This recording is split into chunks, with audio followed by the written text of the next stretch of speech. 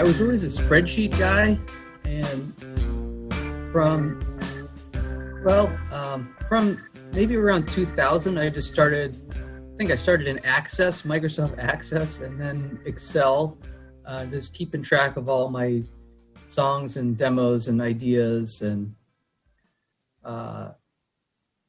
then the spreadsheets got more and more complicated, and to the point where it's like, well, I'm kind of almost writing code here in these formulas, except it's super hard to use. So maybe I should actually do programming instead. And at the same time, I had some free time and I was looking for something to do. This is like 2015. So I just kind of went through some online courses and was looking for something that looked appealing. And so I saw the Harvard CS50 was very popular. So I was like, well, I'll give this a shot. And it didn't take immediately. Like the first week of course time was on using Scratch. I don't know if you know that, but it's like kind of click and drag type of programming, and you're making a little video game, and it's like, this is not my thing. But it's for kids usually, isn't it? Yeah, exactly. And then there was like 6 weeks of C. Now, when I say weeks, this is like that. If you're actually a Harvard student at school, that's how long it is. But in my time, in my life, 6 weeks translates to more like 6 months. That's how long it would take me to get through the equivalent time in the course. So it was a long time on C, which I was starting to get it. But then when we hit Python, like halfway through the course, I was just amazed at how powerful it was and intuitive it was for me. And I could just get so much done. And then by the end of the course, I was writing programs that were really helping me in manage my day-to-day life as a traveling musician, and then also managing my spreadsheets and managing my work as a creative artist. Is that pretty standard for you? Most people, they'll do spreadsheets and they'll just have spreadsheets. Are you the kind of person who really just feels the need to completely dive into something, to immerse yourself into something to such a level that you were taking this really lengthy online coding course? Well, I don't recall doing something like that before. I think I am a real organizer and completist and systematizer, and I like putting things in the right folder and making sure everything's tagged correctly. And for years, it seemed like kind of a waste of time, or like an indulgence. Like I should be, writing a new song or recording a song rather than just cataloging these old ideas. But I found that years later, I'm able to very efficiently make use of these ancient ideas, because I can just tell my Python program, hey, show me all the ideas I have at 126 BPM in the key of A flat that start with the third degree of the scale and the melody, and are in my, like Dorian mode, and that my manager has given three stars or more to. And it's whenever I'm stuck as a writer, because ideally you just sit down and you pick up a guitar and 5 minutes later you have a song, but very often you hit a stumbling block and you're like, I need something to kind of trigger some inspiration here, so I can very efficiently go through all my old ideas. And it's like I'm collaborating with my past self. The sitting down at a bunch of spreadsheets, does it kind of de-romanticize the process of writing songs a little bit? Well, maybe for a fan, if they watched me write a song from beginning to end now, it might not jive with what they're imagining it was like. But for me, there's still plenty of room for spontaneity and inspiration and what we traditionally think of as human creativity. One of my heroes in this realm is Igor Stravinsky, who said he had, there's a collection of his lectures called The Poetics of Music. And he said he had no, in that collection, he said he has no interest in a composer that's only using one of his faculties, like a composer that says, I am only going to write what pops into my head spontaneously when I'm in some kind of creative zone. I won't use any of my other tools.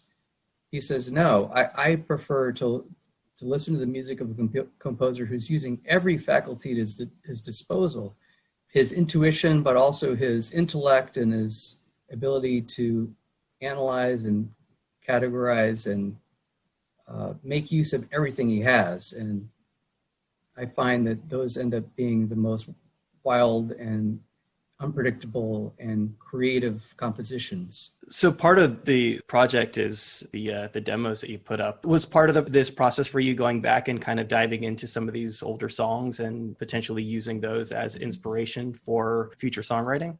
No, these are all the demos that have been passed over time and time again over the years as we've made albums, or their previous versions of songs that already came out. And they have nothing to do with my actual working folder of demos, which I'm working in every day, and there's something like 1,500 to 2,000 demos in there. Those are the real cream of the crop. And once I end up using any of those for a song, or I just give up on them, then they'll be demoted, relegated to this set of public Dropbox folders for the vultures to devour. It sounds like you've never been particularly precious about a song, that you're willing to just sort of write it and let go of it.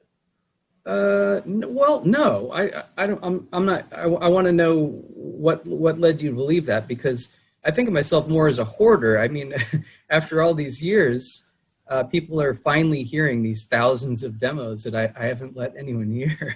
Sure. I guess I just mean from the standpoint of like, you have so many songs that you're just like, yeah, for whatever reason, this isn't going to fit into a project. So it is what it is, and you're moving on from it. Yeah, it's almost like I have a short memory. It's like I can work so hard on a song and put in so many hours and blood, sweat, and tears, the whole thing. And then a few weeks later, it's like I completely forgotten about it. And yeah, going back and listening to some of these now, it's like I listen to them like, wow, I put so much work into that, and it sounds so cool. And it's just been sitting in my Dropbox for 10 years. Do you get a sense of whether or not studying coding has made you, beyond the spreadsheets, beyond going back and pulling some older stuff you've been working on, that studying coding has in some way made you perhaps a better songwriter? In some ways, I like coding more because I feel like, in a way, it's less emotional, or it's I don't get down on myself when I can't get something right. When I fail, I just keep trying. I keep Googling, and it's amazing that 99% of the time it ends up working pretty much like you imagined. And I hope some of that is seeping over to the way I think about songwriting, which has historically been more emotionally fraught, and I'm more liable to get down on myself. If a melody isn't good in the verse, I'm more likely to conclude like I'm a bad songwriter, I'm a bad person, I'm not a creative person, that sort of thing.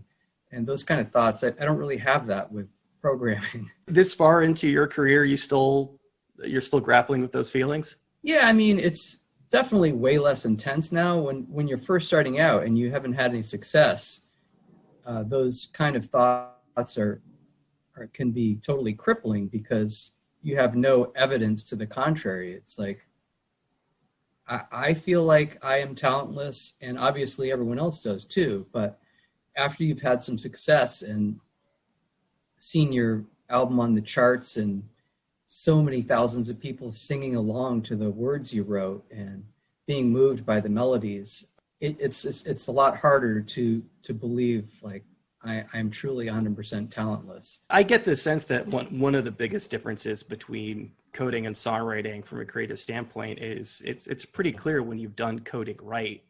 Yes.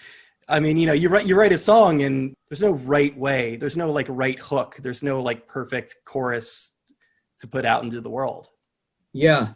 And even commercial success isn't any indication of whether you got it, that it's working, as you put.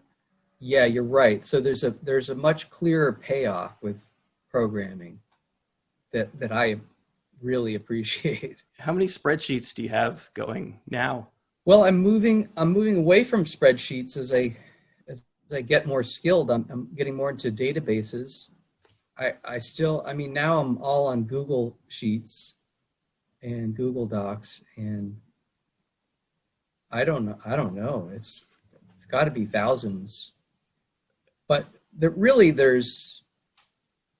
I have some massive spreadsheets, massive Google Sheets. Like there's one that's a giant list of all the songs I've studied over the years, not my songs, but other people's songs. And there's over 100 fields of inquiry, like how long is the verse compared to the chorus? How many bars into the song does the chorus appear? All those kind of wonky songwritery things. It sounds like to some degree there's like a tyranny though of spreadsheets, right? I mean, you're creating all these things to organize yourself, and then you get to such a point where you have more spreadsheets than you know what to do with. Yeah, it can be overwhelming, and you just have to go to sleep and then come back the next day, and I usually feel fresh.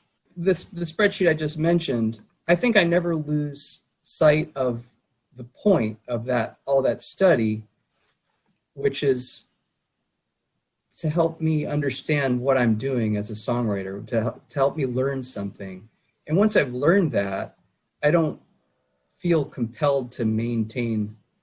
I don't necessarily have to go through all 5,000 rows in the spreadsheet, filling out one of the fields once I have the question answered, then I can go back to the song I was working on. Are databases and spreadsheets, are they a way of addressing or alleviating, I guess, some of the anxiety in your life, of just having, I guess, so much to do at any one given time? I don't know. I don't have immediate strong feeling of an answer to that question. So maybe I don't totally understand it. Going about your life, you've got personal responsibilities, you've got professional responsibilities, and at least in my own experience, it can almost be overwhelming. It's anxiety inducing having so much to do at any one given time. It sounds like you've, at very least, if not compartmentalized, you figured out a way to kind of approach things more directly in a more kind of clinical fashion.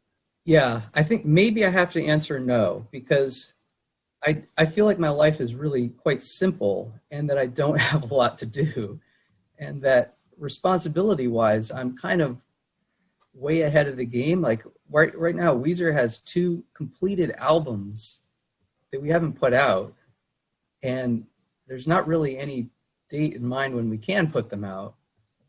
I'm already working on the 2 albums beyond that. It just feels like the days are quite long, and I have tons of time to play without much in that feels like a responsibility. Has programming, has that turned into something to occupy your time during the quarantine? Well, honestly, I was already quite addicted to programming before the quarantine started, and it's so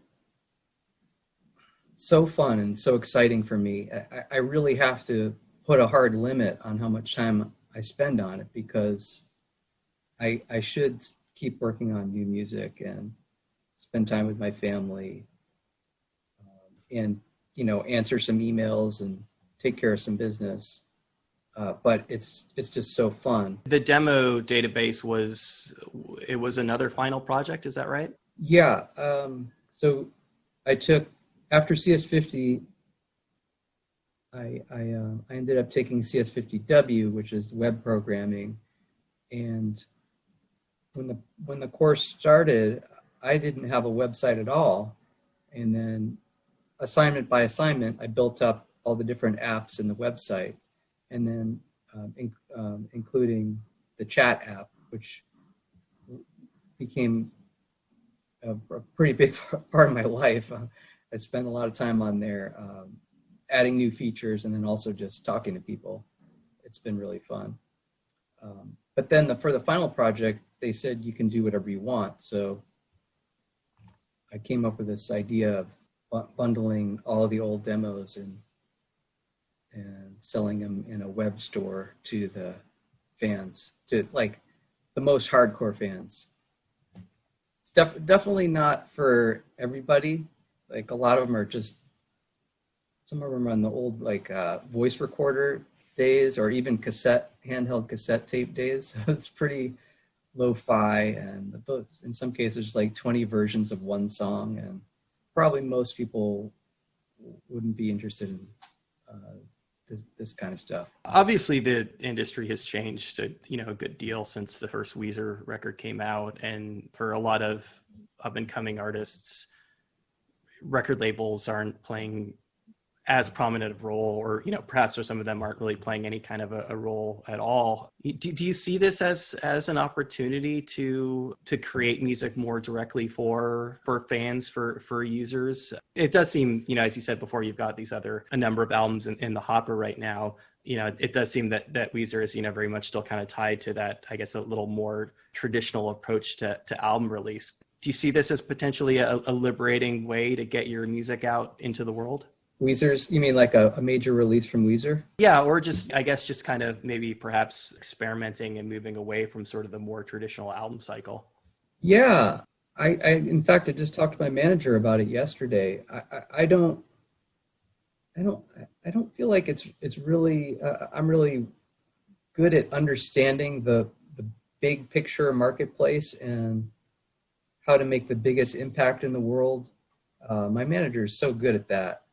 But I just told him, like, hey, this feels like something here. This is, first of all, it's really fun. The fans are really happy. It's super easy for everyone involved. I mean, the coding part wasn't easy, but for everyone else, it's like a couple clicks and you got all this music, and it's a cheap price, and there's like no middleman. I mean, PayPal takes a little bit, but it's nothing like a major label, So this could be something, and there's just something so it feels so good when it's directly from me to the audience. So yeah, I mean, there's technically though it feels a little archaic, like getting a zip file of 1,000 demos, like of MP3s. What are you going to do with that? It's like, how do I get this on my phone? How do I listen to this? I just want to listen to it in Spotify, that sort of thing. So I think technically we'd have to get a little more up to date. Yeah, I'm not suggesting that you put out a new Weezer album that's a zip drive on a Dropbox account, but certainly, and especially since it sounds like you've got a lot of free time now for songwriting. That technology and time presents a pretty good opportunity for you to move beyond just this kind of, I guess, clearing the shelves of older demos and actually creating more new music and finding a way to get it directly to the audience. Yeah. There's a real bottleneck for Weezer now. I don't know if it's the stage of our career we're in. I mean, the pandemic's part of it, but to do a major release, the demand, there's just not enough demand, I guess, to do more than a record every 18 months or more. And what do you do with everything else you make beyond that? Are you going to keep your studies up? Do you foresee yourself doing another course after this one? Yeah, my plan has been to switch to the CS50M, the mobile app development course, in January. So that seems quite daunting, and but I look forward to it. I think it'd be super cool to have an app in your phone. We can expect at some point down the road to have a Rivers Cuomo app for our phone. I mean, if I if I proceed at the same pace, you should have it by the end of next year. Yeah, I'm also I volunteer for to help out with a website, and every Wednesday night it's for a website called Dhamma.org, and it's this big meditation organization. And at this point, I'm just kind of like apprentice level. I'm mostly just watching what the other guys are doing, but they said next year I might code the children's their mobile app for their children's meditation courses in a language called Flutter. When you first mentioned to your wife and your band members and your friends and your family that this was something that you were pursuing, did people look at you like you were crazy, that at this point in your life that you were going to go get into coding? No, I think everyone who knew me was like, oh yeah, of course, that totally makes sense. You should have been doing this all along. Because it's, I don't know, it just seems to be very much along the lines of the way I think. And my wife has been amazing because every now and then a new expense will come up, like, and I just feel so bad, like, all right, I really need to upgrade this Heroku server. It's going to be like $50 a year, and at this point the website has not brought in any money. I'm just like, all these little charges are adding up. I'm spending all our money. And she's just like, don't worry about it, go ahead. It's like, it's your hobby, you enjoy it. People spend money on their hobbies. So it really helped me relax. Does she have to remind you that you're a rock star and that, $50 a year is probably something that you can handle at the end of the day? That's not really her style. Right. She's quite careful about money herself. I don't know if we're both from poor backgrounds. I don't know if that's it, but she's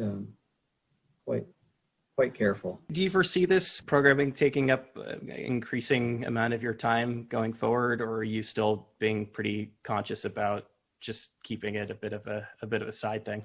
It's taken up about 70% of my work hours. That's not insignificant. Yeah, I don't think I should let it increase from there. Because I mean, unless, I don't know. I don't see a real career switch in the cards. I have to ask because obviously, you're famous for having gone back to college a couple of times. We shouldn't expect that you're going to make a full career transition from rock star into web developer. No, I can't see me like getting a job at a startup or something, or maintaining somebody's website, but maybe the line between, would you say, rock star and web developer is getting blurred, so that musicians will be making more and more use of technological tools. I mean, besides just the music software, and we'll be making more and more use of means of distribution and organization and creativity. This coming out in the way we code our connection to the audience.